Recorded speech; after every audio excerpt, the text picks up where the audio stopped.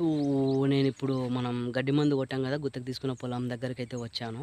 So, గడ్డి గూడా మాడుకొని పోవడం అయితే జరిగిందండి. మనం నిన్నలా మొన్న కొట్టాం గాబట్టి, నిన్న కొద్దిగా పర్లేదు ఎండ బాగానే కొట్టింది.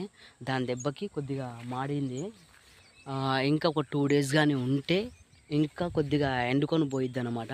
ఎండుకొని పోయిన తర్వాత మనం 2 ఆర్ 3 డేస్‌లో ఒక 3 డేస్ అన్నా దీన్ని అట్టనే ఉంచాలి. ఉంచిన తర్వాత మనం బాగా వెడల్పుగా కలుపు తీసుకొని వీధులల్లోది ఇక్కడ ఈ వీధి గదా!